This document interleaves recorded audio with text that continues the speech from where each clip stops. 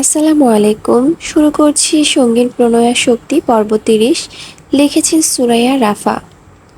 আমেরিকাতে এখনো পুরোদমে গ্রীষ্মকাল, যে কারণে ঘড়ির কাঁটা ৮টার ঘরে গিয়ে ঠেকল তবেই সূর্যাস্ত হয় এখানে। বাংলাদেশে তো ৮টা মানে নিশুতি রাত, সেখানে আমেরিকাতে ৮টার সময়ও মিয়ে যাওয়া সূর্য কিরণে ঝকঝক করছে চারিপাশ। সূর্যের আলো আর হু হু বাতাস দুটোই এখানে মাত্রা অতিরিক্ত। তবুও যেহেতু ৮টা বেজে গিয়েছে, তাই সন্ধ্যা নামার মুহূর্ত এখন। এদিকে দিয়ে ছেলেপেলেরা সব বাস্কেটবল বেসবল খেলে ক্লান্ত বাড়ি ফেরার রাস্তা ধরেছে। ঠিক তার বিপরীত দিকের রাস্তা ধরে বাতাসের বেগে এগিয়ে যাচ্ছে ব্ল্যাক মার্সিডিজটা।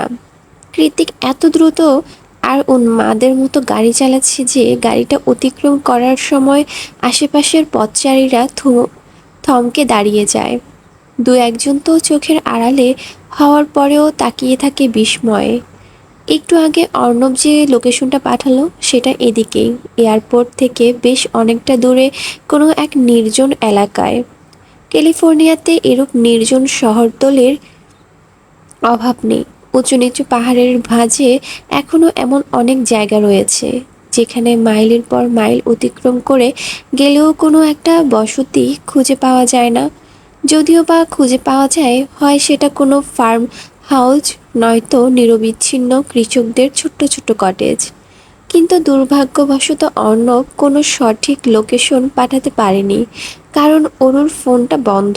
ওর লাস্ট লোকেশন ছিল এই ফাঁকা রাস্তাতেই, আর এই মুহূর্তেই সেই অর্জুন পাহাড়ি হাইওয়ের ধরেই তড়িৎবেগে গাড়ি নিয়ে ছুটে যাচ্ছে কৃতিক। ওর কপাল জুড়ে দুশ্চিন্তার অনেকখানি ভাঁজ। কিছুদিন আগে সার্জারি হওয়ার দরুন মাথাটা চিনচিনে ব্যথা করছে, তবুও সে সব কিছু বেসামাল ভুলে গিয়ে দক্ষ হাতে গাড়ির স্টিয়ারিং সামলাচ্ছে কৃতিক। কারণ এই মুহূর্তে ওর মস্তিষ্কের চেয়েও হৃদয়ের ব্যথাটা দ্বিগুণ। অরু, হার্টবিট কোথায় তুই? আমার জন্য কি একটু অপেক্ষা করা যেত না? আমি বেঁচে আছি যেহেতু তোর কাছেই তো ফিরে যেতাম।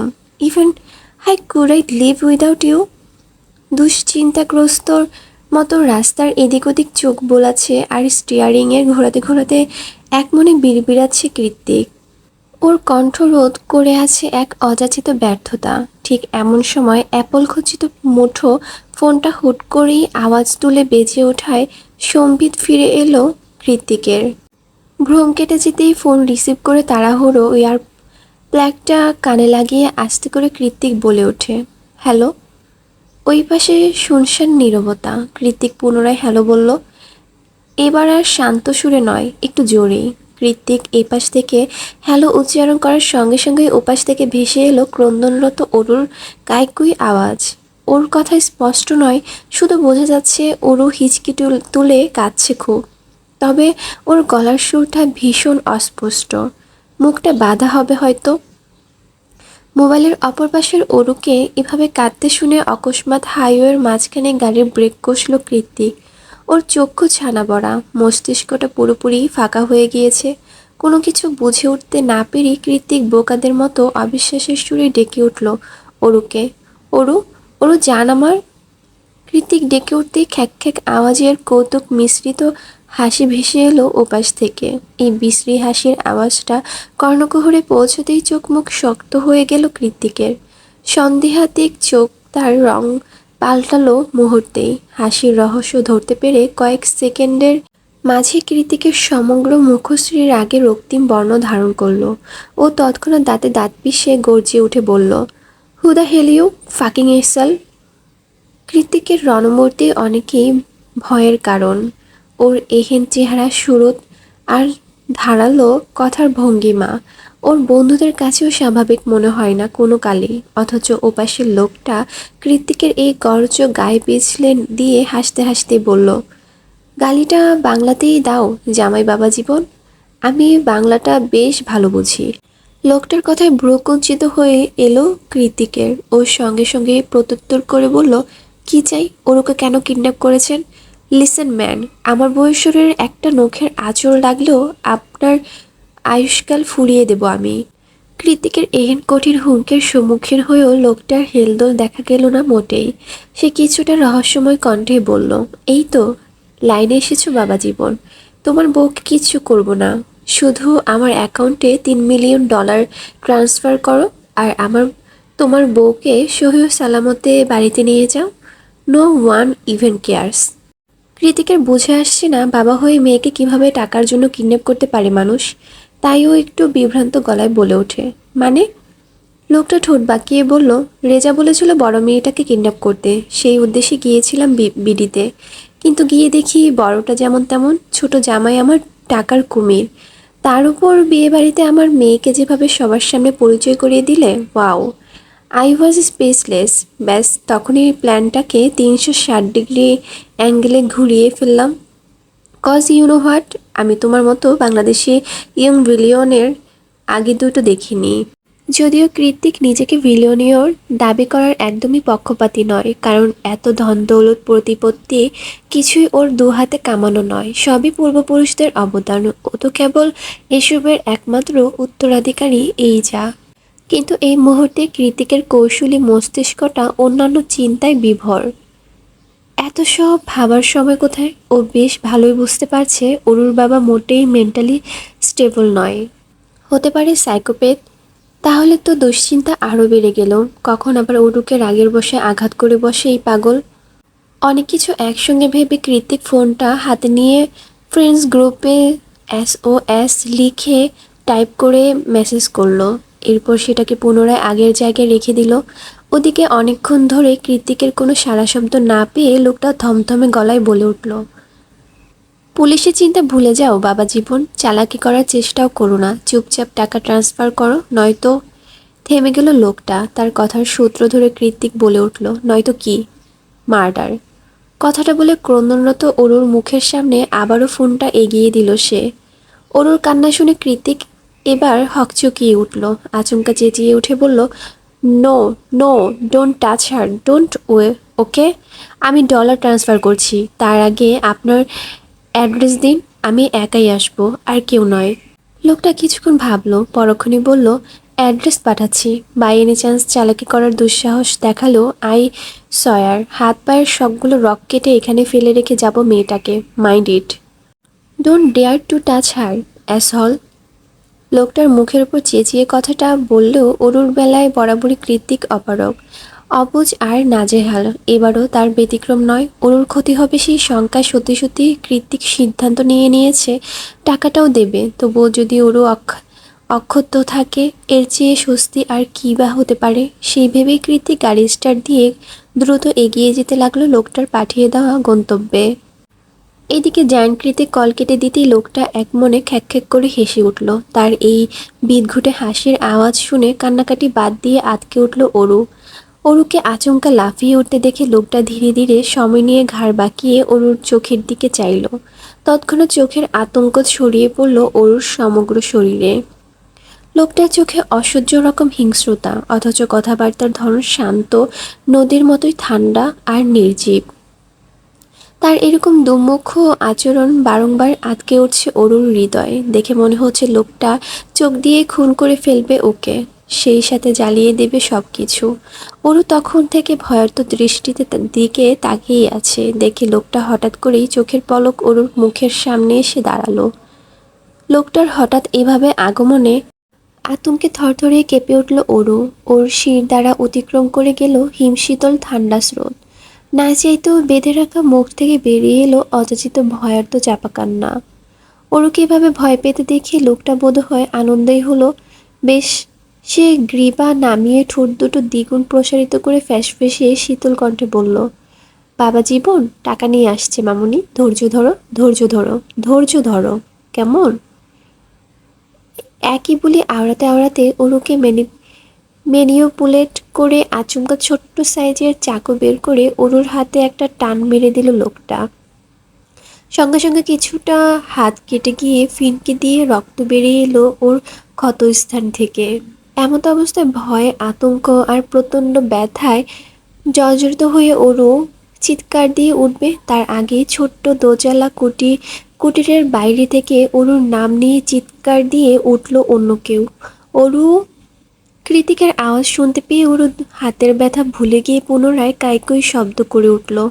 ওদিকে বাইরের দিকে কারো আওয়াজ শুনে লোকটা শটান হয়ে দাঁড়িয়ে বাইরে যেতে যেতে তার সাথে থাকা অন্য চেলাপেলাদের ইশারা করে বলল ওর দিকে নজর রাখতে। হাইওয়ে থেকে অনেকটা দূরে শুনশান নিরিবিলি নিরিবিচ্ছিন্ন এই জায়গাটা দিনের বেলা তো ঝিমঝিম করে সারাক্ষণ, আর এখন তো সন্ধ্যা গড়িয়ে রাত প্রায়, তাই চারিপাশে আরও বেশি নিস্তব্ধতায় ছেয়ে আছে। চোখের সামনে বেত আর কাঠের সংমিশ্রণ তৈরি বেশ কয়েকটা ছোট্ট সাইজের কুটির ছাড়া আর কিছুই লক্ষ্য করা যাচ্ছে না। কুটিরের সামনের বিস্তৃত লনে একটা বৈদ্যুতিক বাল্ব পর্যন্ত অনুপস্থিত। খালি চোখে কিছুই দেখার উপক্রম নেই। তাই মোবাইলের ফ্ল্যাশ জ্বালিয়ে ধীরুপায়ে সামনে আগাতে আগাতে আওয়াজ করছে কৃত্তিক, এক্সকিউজ মি, কেউ আছেন? কৃত্তিক এগোতে এগোতে থমকে গেল, কারণ তৎক্ষণে কুটিরের ভেতর থেকে বেরিয়ে আসছে সুঠামদেহী বয়োজ্যেষ্ঠ একজন ষাটোর্ধ্ব। এই লোকটাকে এর আগে কখনো না দেখলেও তাকে চিনতে খুব একটা অসুবিধা হলো না কৃত্তিকের। এক দেখাতেই লোকটাকে চিনে ফেলল ও, সেই সাথে মনে পড়ে গেল তার সকল বায়োডাটা। ইশতিয়াক পাঠান, একজন সাইকো কিলার, তার সাথে বাংলাদেশের মোস্ট ওয়ান্টেড ক্রিমিনালের মধ্যে একজন। পত্রপত্রিকা আর টিভি চ্যানেলে ক্রিমিনাল নিউজে তার ছবি অহরহ ভেসে বেড়ায়। কিন্তু দুঃখের বিষয় হলো, সত্যি যে দেশের বড় বড় মাথাওয়ালা লোকদের কারণেই এরা এখনো দিব্যি বাইরের দুনিয়ায় ঘুরে ফিরে আরামসে ক্রাইম করে বেড়াচ্ছে, অথচ পুলিশ এদের টিকটিকেও ছুটতে পারেনি।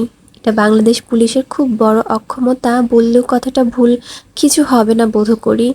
কিন্তু এরকম একটা বাজে লোক কি করে অরুর বাবা হলো সেটাই আপাতত ভাবনার বিষয়। আর আজমিরি শেখের মতো মানুষই বা কেন এমন একটা পশুকে বিয়ে করে ঘর বেঁধেছিল সেটাও অবশ্য রহস্যই থেকে যায়।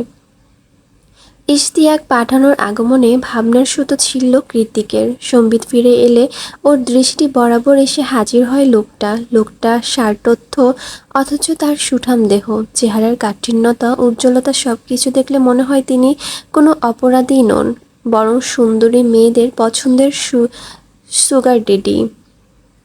এই লোককে দেখে কৃতিক বোধহয় আজ ঠাউর করতে পারল যে অরুর চেহারা কেন এত আকর্ষণীয়। কিন্তু পরক্ষণে কৃতিকের চোয়াল শক্ত হয়ে এলো এই ভেবে যে লোকটা অরুকে কিডন্যাপ করেছে, অরুকে কষ্ট দিয়েছে, না জেনে কোথায় কোথায় ব্যথা দিয়েছে ওর হার্টবিটকে। কৃতিক হাত দুটো মুষ্টিবদ্ধ রেখে চোখ মুখ কঠিন করে দাঁড়িয়ে আছে দেখে লোকটা সামান্য ঠোঁট বাঁকিয়ে গমগমে আওয়াজে বলল, হোয়ার আর ইজ মানি? লোকটার কথার 2 পয়সা কেয়ার না করে পাল্টা প্রশ্ন ছুড়ল কৃত্তিক, হোয়ার ইজ মাই ওয়াইফ? এভাবে ছক্কা হাঁকানো বাউন্ডারি বলকে সরাসরি ক্যাচ করাটা মোটেই ভালো লাগে না সাইকোপ্যাথ লোকটার। অজ্ঞাত মুহূর্তের মধ্যে মিলিয়ন গেল তার মুখের কপট হাসিটা। তার বদলে চোয়াল শক্ত করে আঙ্গুল উঁচিয়ে পেছনের কটেজ ইশারা করে বলল, ওখানে। হিতে বিপরীত হতে পারে সেই ভেবে অরুর সন্ধান পাওয়ার পরেও কৃত্তিক হুড়মুড়িয়ে এগিয়ে গেল না, বরং সময় নিল লোকটার ভাবভঙ্গিমা বুঝে ওঠার জন্য। এবার টাকাটা? লোকটা নিজের অ্যাকাউন্ট নাম্বার এগিয়ে দিতে দিতে বলল, কথাটা এই মুহূর্তে অরুর সেফটির থেকে আর কিছু জরুরি হতে পারে না, $3 মিলিয়ন না। সেই ভেবে কৃত্তিক কার্ডটা হাতে নিয়ে দ্রুত হাতে মোবাইল স্ক্রিনের অ্যাকাউন্ট নাম্বারটা টুকতে টুকতে সন্দিহান গলায় শুধালো, অরু ঠিক আছে তো? লোকটা আবারও ঠোঁট প্রসারিত করে জোকারের মতো হাসল। কি ভয়ানক যে সেই নীরব হাসিটা বলে বোঝানো নয়। হাসতে হাসতে আস্তে করে জবাব দিল সে, she is completely fine. Hritik কয়েকটা অ্যাকাউন্টের টাকা মিলিয়ে 3 মিলিয়ন ট্রান্সফার করে স্বস্তির নিঃশ্বাস ছাড়ল। বহু আগে থেকে কোম্পানি থেকে একটা মোটা অঙ্কের সম্মানী জমা হতো কৃত্তিকের অ্যাকাউন্টে। এতগুলো দিন জিদের বসে তাতে হাত না দিলেও আজ সেগুলোতে হাত দিতেও এইটুকু দ্বিধাবোধ করেনি কৃত্তিক। যদিও বা ওর সব অ্যাকাউন্টগুলো এখন শূন্য ব্যালেন্স হয়ে আছে, কিন্তু তাতে কি যায় আসে, ওরও যে ঠিক আছে এটাই শান্তি। ডান। কৃত্তিকের কথায় লোকটার নিজের ফোন চেক করলো, অতঃপর কাউকে ফোন করে কানে লাগানো ব্লুটুথের সাহায্যে বলল, চলে এসো, কাজ হয়ে গিয়েছে। লোকটার কথা শুনে কৃত্তিকও ফোনের মাঝে কিছু একটা চেক করলো, অতঃপর লোকটাকে পাশ কাটিয়ে এগিয়ে যেতে লাগলো অন্ধকার কটেজের দিকে। একদিক দিয়ে ইশতিয়াক পাঠান বেরিয়ে যাচ্ছেন, অন্যদিক দিয়ে কৃতিক লোন ছাড়িয়ে কটেজের দিকে এগিয়ে যাচ্ছে। আড়াআড়ি একটা দৃশ্য, দুজন দুজনকে পাশ কাটিয়ে চলে যাচ্ছে। যেতে যেতে কৃতিক আরও একবার ফোন চেক করলো। ওদিকে ধীরু পায়ে সামনে এগিয়ে যেতে যেতে পেছনে ঘুরে এক নজর কৃতিকের বাজ পাখির মতো তীক্ষ্ণ চোখ দুটোর দিকে তাকিয়ে বাঁকা হাসলো লোকটা। অতঃপর কানে লাগানো ব্লুটুথ ও অপর পাশের কাউকে হিসিয়ে বলল, জাস্ট বার্ন ইট। কৃতিকের তীক্ষ্ণ নজর তখনও মোবাইলের স্ক্রিনে নিবদ্ধ ছিল। ঠিক সেই সময় আচমকা চোখের সামনে দাউ দাউ করে জ্বলে উঠল কাঠের তৈরি কটেজগুলো। চোখের সামনে অনাকাঙ্ক্ষিত এই দৃশ্য দেখে হকচকিয়ে উঠল কৃতিক। এতগুলো টাকা পাওয়ার পরেও লোকটা এমন কিছু করবে সেটা বোধহয় কল্পনাতেও আসেনি ওর। ওই জন্যই হুট করে ঘাবড়ে গিয়ে দাউ দাউ করে জ্বলন্ত গুলোতে নজর বুলিয়ে লোকটার পানে অবিশ্বাসের চোখে তাকালো কৃতিক। ওর হাত আহত চোখ দুটোর দিকে তাকিয়ে লোকটা গা ছাড়াভাবে হেসে বলল, কেন যেন মনে হয়েছিল বাবা জীবন আমাকে এত সহজে ছেড়ে দেবে না, তাই ছোট্ট একটু প্রোটেকশন দিলাম। এবার তুমিই ভাবো কি করবে, আমাকে ধরবে নাকি নাকি নিজের বউকে বাঁচাবে। কথা বলতে বলতে ভাবলেশীন হয়ে ঠোঁট উল্টালো লোকটা। কৃতিকের চোখে তখন জ্বলে উঠছে তীব্র রাগের অগ্নিফুলিঙ্গ। মারাত্মক রোদের শরীরটা কাঁপছে ওর। চোখের সামনে কটেজগুলো পুড়ে যাচ্ছে ভেতরে। ওরও ওদিকে লোকটা হাসি দেখে রাগ সংবরণ করার কোনো উপায় নেই। ইচ্ছে তো করছে এখনই গিয়ে লোকটাকে কেটে টুকরো টুকরো করে ফেলতে, কিন্তু কৃতিক দুয়ের মাঝে আটকা পড়ে আছে। লোকটা হাসছে দাঁড়িয়ে দাঁড়িয়ে। কৃতিক ওর হাসি মাখা মুখের দিকে তাকিয়ে তাচ্ছিল্য করে বলল, আমি তোর থেকেও জঘন্য, শুধু ভদ্রলোক সেজে থাকি এই যা। কৃতিকের কথার এবার সত্যি সত্যি লোকটার কপাল কুঞ্চিত হয়ে এলো। ঠিক বুঝে উঠতে পারল না কোন দিক থেকে আদতে ঝড়টা আসবে। লোকটা ভাবছে ঠিক তখনই কোথা থেকে যেন ছুটে এসে পেছন দিকে থেকে লোকটার নাক বরাবর ঘুষে ছেড়ে মাটিতে ফেলে দিয়ে চোখের পলক লোকটার হাত পা সব বেঁধে ফেলল এলিসা। তবে লোকটা এখনো খ্যাঁক করে হাসছে, যেন কিছুই হয়নি। এরকম মারধর খেয়ে অভ্যস্ত সে। ওর হাসি দেখে রক্ত উঠে গেল কৃতিকের মাথায়। লোকটাকে ইচ্ছে মতো পেটাবে বলে এগিয়ে আসতে গিয়েও জ্বলন্ত কটেজ থেকে অরুর চিৎকার আওয়াজে ওর পা দুটো থমকে গেল। অকস্মাৎ এতক্ষণের রাগ ঢাক সব ঠিকিয়ে তুলে হুট করেই একটা ভয়ানক কাজ করে বসল কৃতিক। কোনো কিছু না ভেবে এগিয়ে গিয়ে আচমকা ঝাঁপ দিয়ে ঢুকে পড়ল জ্বলন্ত কটেজের মধ্যে। ওর এহেন কাণ্ডে চোখ মুখ খিচে চিৎকার দিয়ে উঠল এলিসা। এই প্রথমবার এলিসার কণ্ঠস্বর ভয়ার্তর শোনালো। অকুত ভয়ে মেয়েটাও কাছের বন্ধুকে হারানোর ভয়ে জর্জরিত হয়ে কেঁদে ফেলল হুট করেই। আর হবে নাই বা কেন, ওরা তো একজন আরেকজনের আপনের চেয়েও আপন। ওদিকে যতক্ষণ অর্ণব আর সায়র পুলিশ আর ফাইটার্সরা নিয়ে হাজির হয়েছে ততক্ষণে কৃতিকের আর হদিশ নেই। কারণ ইতিমধ্যে কটেজগুলোর সর্বত্র আগুন ছড়িয়ে পড়েছে। দাউ দাউ করে এক একটা কটেজের যেন গ্রাস করে নিচ্ছে রাক্ষসে অগ্নিশিলা দল। এখানে এসে এমন জ্বলন্ত আগুনের লেলিহানের মাঝে কৃতিককে হারিয়ে যেতে দেখে সায়র আর অর্ণব দুর্বল চিত্রে হাঁটু ভেঙে ধপ করে মাটিতে বসে পড়ল একই সাথে। কৃতিক এত সহজে হার মানার ছেলে নয়। খুব অল্প বয়সে জীবন ওকে অনেক কিছু দেখিয়ে দিয়েছে। তাছাড়া ও বরাবরই বেপরোয়া স্বভাবের। কলিজার মধ্যে ভয় ডর কিছু নেই বললেই চলে। যদিও বা থেকে থাকে সেটা শুধুমাত্র অরুকে হারানোর ভয়, যে ভয়ে আগাগোড়া ততস্থ কৃতিক। আর আজ এই মুহূর্তে অরুর জন্য জ্বলন্ত কুটিরের মধ্যে নির্দ্বিধায় পা বাড়িয়েছে ও। ছোট্ট ঘরের চারিদিকে আগুন ছড়িয়ে পড়লেও ভেতরটা ধোঁয়ার কুণ্ডলিতে ঝাপসা হয়ে আছে। কৃতিক ধোঁয়ার মধ্যেই ছুটে গেল অরুর দিকে। অরুর হাতে পা মুখ সবকিছুই চেয়ারের সাথে বাঁধা। লম্বা চুলগুলো মাটি ছুঁই ছুঁই করছে, মাথাটাও টলছে। অরু হয়তো ভেবে নিয়েছিল এটাই ওর শেষ। কিন্তু হঠাৎ করেই সব সময়ের মতোই আধারের মরীচিকার মধ্যে একটুখানি আলোর ছটা হয়ে ওর সামনে এসে দাঁড়ালো ওর সেভিয়র, ওর জায়ান কৃতিক, যাকে এই মুহূর্তে ঝাপসা অথচ বেকুল চিত্রে পরখ করছে অরু। কৃতিক হুডি পরে আছে, মাথাটা ক্যাপ দিয়ে সম্পূর্ণ ঢাকা। তবু লম্বা চুলের অনুপস্থিতিটা ঠিকই ধরতে পারল অরু। সেই সাথে কৃতিক শুকিয়ে গিয়েছে অনেকটা। এতগুলো দিন পরে এতটা বিচ্ছেদের যন্ত্রণা ইতি টেনে কৃতিকের মুখোমুখি হওয়াটা ছিল অরুর কাছে স্বপ্নের মতোই সুন্দর আর চমৎকার। তাই তো এই আগুনের লেলিহান, এই শারীরিক যন্ত্রণার এই ফাঁকা মস্তিষ্ক সবকিছু ছাপিয়ে চোখের সামনে কৃত্তিকে দেখতে পেয়ে সহসা ছটফট করে উঠল অরু। মুখ বাঁধা অবস্থায় কেঁদে উঠল চিৎকার করে। কৃত্তিক ব্যথাতুর চাহনিতে তাকিয়ে আছে অরুর মুখের দিকে, যে এই মুহূর্তে ওকে দেখে হাত পা দমাচ্ছে আর শব্দ করে কাঁদছে। আজ এই মুহূর্তে দাঁড়িয়ে ওরও ঠিকই বুঝতে পেরেছে, সেদিনের সেই স্বপ্নে ওরও যখন গভীর চোরাবালির নিচে হারিয়ে যাচ্ছিল, তখন ওর হাতটা অন্য কেউ নয়, স্বয়ং কৃত্তিকে টেনে ধরেছিল। কারণ ও এতদিন এইটুকু বিশ্বাস করে ফেলেছে যে শেষ নিঃশ্বাসের আগ পর্যন্ত এই লোকটা ওর হাত ছাড়বে না, কিছুতেই ছাড়বে না। কৃত্তিক এগিয়ে গিয়ে তাড়াহুড়ো করে ওর হাত পায়ের বাঁধন খুলে দিতেই ওরও তৃষ্ণার্ত চাতকের মতো উঠে দাঁড়িয়ে নিজের কাঁপা কাঁপা হাত দুটো ছোঁয়ালো কৃত্তিকের মসৃণ তীক্ষ্ণ গালে। সেভাবে দুহাত রেখে এক ধ্যানে দেখতে লাগলো নিজের ফেরারি ভালোবাসার মুখখানা। আজ কতগুলো দিন বাদে এই মানুষটাকে স্পর্শ করলো ও। ভীষণ স্বস্তিতে দম বন্ধ হয়ে আসছে অরুর। চোখ দুটো ঝাপসা। কৃত্তিক কোনো কিছু না বলে অরুর হাতে ঠোঁট ছুঁয়েছে, কি ছোঁয়ায়নি। তার আগে অকস্মাৎ চেতনা হারিয়ে কৃত্তিকের বুকে ঢলে পড়ল অরু।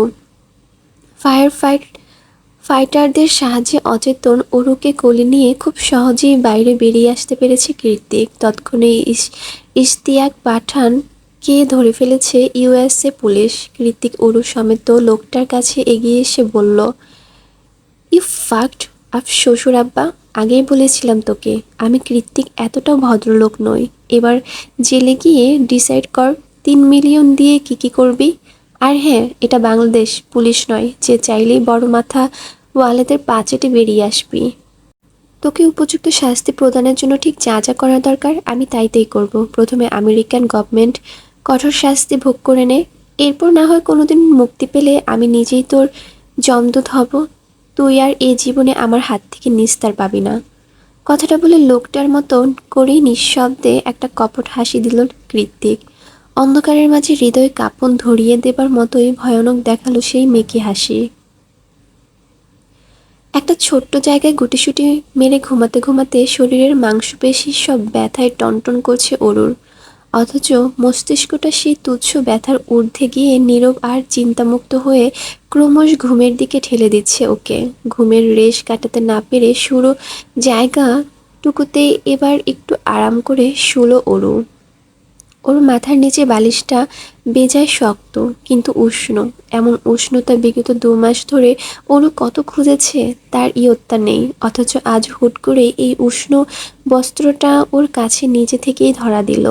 এর প্রশান্তির আর কী বা হতে পারে। এত কিছু ভাবতে ভাবতে ঘুমের ঘোরেই শক্তপোক্ত উষ্ণ বালিশের নাক ঘষল অরু। বরাবরের মতো বদ অভ্যাসের বশভর্তি হয়ে মুখের কোণ বেয়ে বেরিয়ে আসা লালাটুকুও তাতে মুছল।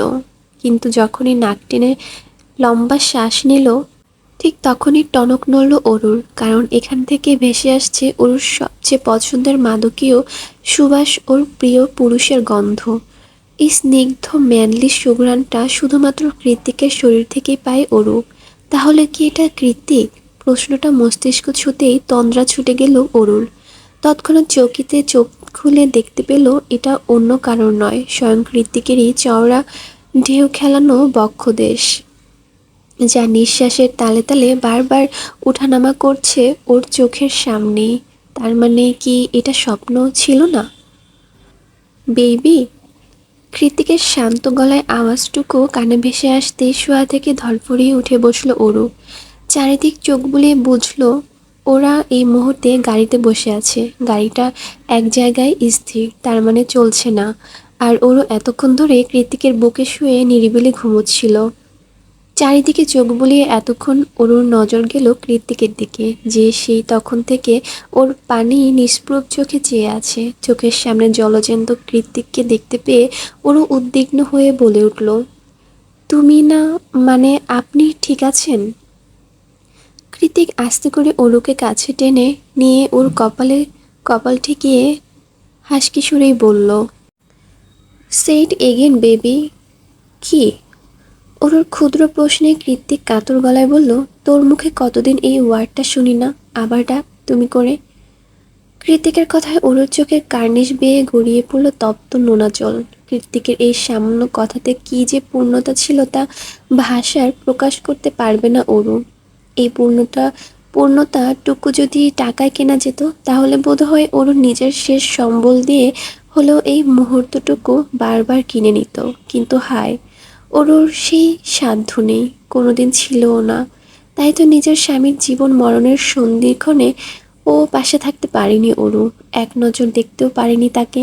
কত রাত যে নির্ঘুম কাটিয়েছে এই মানুষটার পথ চেয়ে, কতদিন মেঝেতে গড়াগড়ি খেয়ে কেঁদেছে শুধুমাত্র এই মানুষটাকে কেন অবহেলা করেছে সেই দহনে। অথচ আজ সেই কাঙ্ক্ষিত মানুষটার চোখের সামনে বসে এরূপ কাতরতা দেখালে কেই বা ঠিক থাকতে পারে? অরুও পারেনি, অগত্যায় কেঁদে উঠেছে বাচ্চাদের মতো, ঠোঁট ভেঙে। হতবিহ্বল কৃত্তিক ক্রন্দনরত অরুর দিকে মাথা নুয়ে ওর চুলগুলো আলতো করে মুঠিবদ্ধ করে একই সুরে বলল, কি হলো, ডাক? I wanna hear your lovely voice baby. I desperate waiting for it. Krittik ওর জন্য এমনভাবে বেকুল হয়ে উঠেছে দেখে অরু নিজেকে সামলাতে পারল না। মাথা উঁচিয়ে আলতো হাতে ওর পুরুষালী খড়খড়ে গাল দুটো স্পর্শ করে আজ প্রথমবারের মতো চোখ বন্ধ করে নিজ উদ্যোগে কৃত্তিকের ঠোঁটে ঠোঁট ছোঁয়ালো অরু। কান্নার তোর বেড়েছে বই কি কমেনি। সেই কান্নারত আওয়াজে কৃত্তিকের ঠোঁটে চুমু খেয়ে রিনরিনির অরু বলল, তুমি তুমি আমার, তুমি যতবার শুনতে চাও ততবার ডাকবো, তবুও দয়া করে আর দূরে যেও না, মরে যাব আমি। অরুর এই হীন কথায় কৃত্তিক শক্তপোক্ত পাথর হৃদয়টাও হুট করে কেমন ধরে এলো। ও স্পষ্ট অনুভব করতে পারছে ওর হৃদয়ে কষ্ট হচ্ছে, ব্যথায় চিনচিন করছে বুকের বাম পাশটা। অগত্যায় অরুকে হ্যাচকা টান মেরে নিজের কোলে বসিয়ে শক্ত করে বুকে চেপে ধরল ওর ছোট্ট নারীর শরীরটা। অরুকে শক্ত করে জড়িয়ে ধরে ওর গলায় মুখ গুজে দিয়ে অস্পষ্ট আওয়াজ কৃত্তিক বলল, বেবি, আমি মরে গেলে তোর কি হতো বলতো? কে ভালোবাসতো তোকে আমার মতো করে? সেই চিন্তাই তো এখন আমার প্রেশার ফল হয়ে যাচ্ছে। ওরও কাঁদতে কাঁদতে জবাব দিল, আপনি মরে গেলে আমিও মরে যেতাম, আর কারোর ভালোবাসা দরকার নেই আমার। আপনি যা দিয়েছেন তা আমার এক জীবনের জন্যই যথেষ্ট। অরুর কথা শুনে কৃত্তিক এবার মাথা তুলে ওর চোখে চোখ রেখে নিজের হাত পেছন থেকে অরুর জামার মধ্যে ঢুকিয়ে দিয়ে বলল, তুই আমার জন্য এতটা পাগল হলি কবে রে অরু? অরু নাক টেনে বলল, জানি না তো। বেবি, এবার না হয় আমার সাথে এই অচেনা শহরে থেকে যা, মাঝে মাঝে তোকে নিয়ে যাব দেশে, কিন্তু সারা জীবন আমার সাথেই থাকবি তুই। আমি আর দূরত্ব চাচ্ছি না অরু, থাকতে পারবি না আমাকে আমার সাথে? আমি যে তোকে ছাড়া থাকতে পারবো না। কৃতিকের কথা শুনে অরু ওর হুডির ফিতিয়ে আঙ্গুল ঘোরাতে ঘোরাতে বলল, থেকে গেলে কি করবেন? অরুর তুলতুলে কোমল পৃষ্ঠদেশে আলতো হাতে স্পর্শ করে ওর কপালে কপাল ঠেকিয়ে কৃত্তিক হিসিয়ে বলে, আদর করব, অনেক আদর করব, একটুও কষ্ট দেব না, আই প্রমিস। অরু ঠোঁট উল্টে বলল, কিন্তু আপনি তো রেগে গেলে মারেন। কৃত্তিকের হাতের স্পর্শ প্রগাঢ় হলো, সেভাবেই জিভ দিয়ে অধর ভিজিয়ে কৃত্তিক জবাব দিল, আমিই মারব, আবার আমিই আদর করব, সব আমিই করব, আর কেউ না। কারণ তুই আমার যতখানে আছিস আমি তার থেকেও তোকে আরও বেশি চাই heartbeat. The more I have of you, the more I want you, you know what I mean. কৃত্তিকের হাত দুটো অবাধ্য বিচরণ করছে অরুর জামার ভেতর। এহেন স্পর্শে ঠান্ডার মাঝেও মাত্রা অতিরিক্ত উষ্ণতার রক্তিম হয়ে উঠেছে ওর মুখমণ্ডল। হাত পা অবশ হয়ে আসছে, যার ফলস্বরূপ কনভার্সনটা আর এগিয়ে নিয়ে যেতে পারল না অরু। চুপচাপ ভেঙে চুরে পড়ে রইল কৃতিকের শক্ত বুকের উপর। আর না তো কৃতিক আগ বাড়িয়ে কিছু জিজ্ঞেস করলো ওকে, বরং অরুর উন্মুক্ত পিঠে আদরে দু হাত বোলাতে বোলাতে আকস্মিক গতিতে অধর ডোবালো অরুর ওষ্ঠধরার ভাঁজে। বহুদিনের কামনা বাসনার অবসান ঘটিয়ে চুমু পাল্টা চুমুতেই দুজনের ভরিয়ে দিচ্ছিল একজন আরেকজনের হৃদয় মন সব কিছু। কৃত্তিক বরাবরই বেসামাল, অরুর সংস্পর্শে এলে ওর মাথা ঠিক থাকে না, তার উপর অরু আজ সাড়া দিচ্ছে ওর স্পর্শে। এহেন অবস্থায় কৃত্তিক ওর ঠোঁট ছাড়িয়ে গলা মুখ ডুবিয়ে দিয়ে দুহাত টেনে উপরে তুলতে লাগলো অরুর পরনের ফিনফিনে সাদা টপসটা। ভালোবাসা তখন তুঙ্গে। ওরও কেন যেন এতগুলো দিন পর না করতে পারছিল না কৃত্তিককে। ঠিক এমন সময় হুট করে কি যেন দেখে ভূত দেখার মতো চমকে উঠল ওরু। তড়িৎ গতিতে কৃত্তিকের থেকে সরে গিয়ে ওর পেছনে মুখ লুকালো চোখ খিচে। এমন একটা সময় ওরু হঠাৎ করে সরে গিয়েছে যে কৃত্তিক নিজের মেজাজ সংবরণ করতে পারল না। সহসায় ওরুর দিকে তাকিয়ে বিরক্ত হয়ে দাঁত কটমটিয়ে বলে উঠল, তোর মাসে কয়বার পিরিয়ড হয় ইডিয়েট? ওরু অবুঝের মতো চোখ উঁচিয়ে বলল, আমি কখন বললাম? ওর শরীর ঠিক আছে ব্যাপারটা বুঝে আসতেই কৃত্তিক আবারও তপ্ত নিঃশ্বাস ছেড়ে বলে উঠল, তাহলে দূরে সরে গেলি কেন? বেবি, বোঝার চেষ্টা কর, একটু কাছে আয়, আমি তোকে। তৎক্ষণাৎ কৃত্তিককে থামিয়ে দিয়ে খেকিয়ে উঠল অরু, চুপ করুন বেহায়া লোক, সবাই দেখছে তো। অরুর চোখের ইশারা অনুসরণ করে কৃত্তিক তাকাতেই দেখল জানালা দিয়ে সায়র, অর্ণব, এলিসা চোখ বড় বড় করে ওদের দিকেই তাকিয়ে আছে। কৃত্তিক কাহিনী দেখে ওদের তিনজনের চোয়াল ঝুলে পড়ার মতো উপক্রম।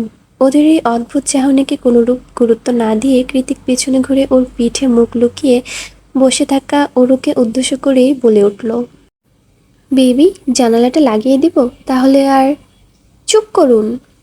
কৃত্তিকের কথা শেষ হওয়ার আগেই ওরও এমন চিৎকার দিল যে কৃত্তিক কেন, ওদের তিনজনেরও কানের পর্দার তালা লেগে গিয়েছে। মাঝরাতে কৃত্তিকের বাড়ির ছোট্ট হলরুমটাতে গোল হয়ে বসে আছে ওরা তিনজন। সবার সিরিয়াস ভাবভঙ্গিমা দেখে মনে হচ্ছে খুবই গুরুত্বপূর্ণ বিষয় নিয়ে আলাপ হচ্ছে এখানে। ঘুমন্ত ওরকে বিছানায় শুয়ে দিয়ে একটু পর কৃত্তিকও নেমে এলো নিচে। সিঁড়ি ভেঙে নামতে নামতে বিরক্ত আওয়াজে কৃত্তিক বলল, কি ব্যাপার, তোদের বাড়িঘর নেই নাকি? এখানে কি চাস? কৃত্তিকের কথা সার মানে লাগার মতো করে বলল, তুই আমাদের খোঁটা দিচ্ছিস? আমাদের? তুই জানিস আমার নেটওয়ার্ক কত? কৃত্তিক সায়রের কথার পাত্তা দিল না। অর্ণমুখী ডেকে বলল, সিরিয়াস আলাপ হচ্ছে এখানে, জেকে পারলে বুদ্ধি দে। কৃত্তিকে আসন পেতে বসে পড়ল কাউচে। অতঃপর গেমিং রিমোট কন্ট্রোলটা হাতে নিয়ে বলল, কি হয়েছে বল, কি এমন জরুরি কারণ তোদের মাঝে মাঝরাতে গোল মিটিংয়ে বসতে হলো? অর্ণব বলল, খুবই জরুরি কারণ। তুই একটু সায়রকে টিপস দে তো ভাই, বেচারা বাসর তো দূরে থাক, বউকে একটা চুমো অবধি খেতে পারছে না।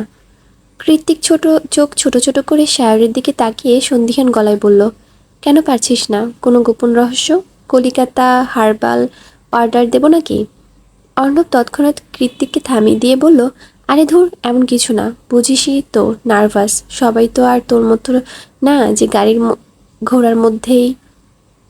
হুট করে এলিসার চোখ পাকানো দেখে অর্ধেক কথাতেই আটকে গেল অর্ণব। কৃত্তিক গেম খেলতে খেলতে জিভ দিয়ে গাল ঠেলে বলল, ও এই ব্যাপার, 2 প্যাক মাল খাইয়ে বাড়ি পাঠিয়ে দে, দেখবি শুধু চুমু না, আরও অনেক কিছু খেয়ে বসে থাকবে। কৃত্তিকের কথা শুনে সায়র ভুরুকুচকে বলল, তুই কি মাল খেয়ে চুমু খাস নাকি? কৃত্তিক ঠোঁট উল্টে বলল, আমার ওসবের প্রয়োজন হয় না, বউয়ের কাছে গেলে এমনিতেই নেশা ধরে যায়, বউ আমার ব্যক্তিগত মাল তো। সায়র ফোঁস করে একটা নিঃশ্বাস ছেড়ে বলল, তা তো রাস্তাতেই দেখে এলাম। সায়র রাস্তার কথা বলতে কৃত্তিক হাতের রিমোটটা ছুঁড়ে ফেলে দিয়ে উঠে যেতে যেতে বলল, ধুর শালা, এতক্ষণ ধরে নিজেকে সামলিয়েছিলাম, দিলি তো মনে করিয়ে।